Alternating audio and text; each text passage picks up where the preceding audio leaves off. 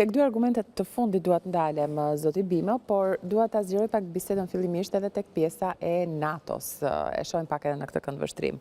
Shtetet e Bashkuara janë shtylla kryesore e NATO-s. Në rast të një tërheqje nga Shtetet e Bashkuara, a mund të mbijetojë NATO? Absolutisht jo. Nuk ka sesi, sepse është vetë krijesë e Shtetet e Bashkuara të Amerikës dhe nëse na kujtohet, megjithëse është përmendur shumë në këto kohë, po ja vlen për hir të argumentit, sekretari i parë i përgjithshëm i NATO-s, Lord Ismay, ka thënë ne NATO na duhet për të mbajtur rusët jashtë, amerikanët brenda dhe gjermanët poshtë. Pra, ky konfigurim vazhdon të jetë shumë rrezik për Europën, ndërkohë që rusët nuk janë më, se rusët janë në Urale tashmë, janë goxha larg. Dhe për ata që bëjnë hesape të themi me lapsën dorë, fuqia ruse për të ardhur në Europë është e papërfillshme, pavarësisht dëshirave që mund të ketë zoti Putin për të pushtuar, për të arritur ambicjet e veta imperialiste, vetë gjendja ekonomike dhe ushtarake e Rusisë nuk e lejon gjë të tillë. Pra, le të marrim atë vektorin e parë të NATO-s të thuajse të neutralizuar. Vektori i dytë janë të mbajmë Amerikanët brenda. Në qoftë se Amerikanët mendojnë që shpenzimet e tyre për të mbajtur ushtritë në Europë i kalojnë fitimet e tyre, atëherë shumë mirë mund të ikin dhe mezi presin që italianët apo gjermanët të thonë hikni. Komentit të cilit unë i besoj, nuk është jemi, komentit të cilit unë i besoj më shumë është që europianët, përfshi gjermanë dhe italianë, të cilët kanë forca baza ushtarake amerikane në territorin e tyre, do të ishin shumë të dëshëruar që ata të qëndronin pikërisht sepse Europa është ende e papjekur politikisht që t'i bëj ballë tendencave që ka shfaqur gjatë gjithë historisë vetë për t'u grindur me vetveten. Pra, efekti kryesor i trupave amerikane në Europë nuk është as për të kundërvënë rusëve dhe as për të kundërvënë amerikanëve, por është për të neutralizuar tendencat nacionaliste që janë brenda Europës, sikurse edhe u shfaqën në mbledhjen e Londrës, ku njëri thot këtë, tjetri thot këtë dhe tjetri thot një gjë tjetër. E kuptoj. Shkurt ju lutem, sepse kjo është një temë që mund të zgjateshim më shumë, por gjithsesi Donald Trump ka bërë hapa konkrete edhe për të negociuar me Iranin për një marrëveshje bërthamore. Kjo është një temë tmerrsisht delikate, sepse kemi hyrë në lindjen e mesme ku ekuilibrat e fuqisë janë absolutisht të paparashikueshëm.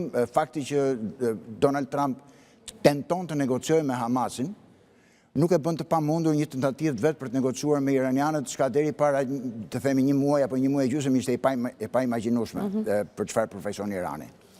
Dhe nuk është çudi që në ndarjen ka një spekullim të tillë, po unë besoj që është në kufit e teorive konspirative, që bota e ardhshme do jetë bota e të treve, Shtetet Bashkuara të Amerikës, Rusi, Kinë, secili përgjegjës për një zonë caktuar të botës dhe fuqitë e tjera rajonal, themi si Turqia, Brazili, Irani, do jenë përgjegjës për zonën e tyre të influencës apo të gjeografike ku janë, përfshi dhe Arabinë Saudite.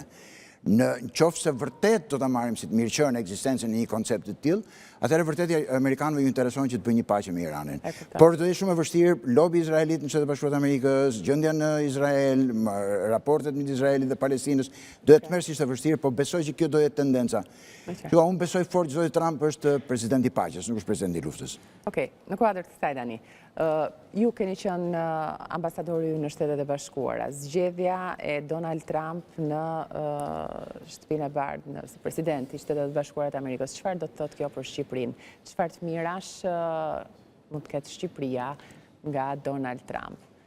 Nuk besoj se kemi në një gjë të lidhur direkt, sepse situata në cilën ndodhet Shqipëria, kombi shqiptar, situata në Ballkan, nuk kërkojnë më atë ndërhyrje, atë vëzhgim apo monitorim. Pra është komplet periferike, do thoni?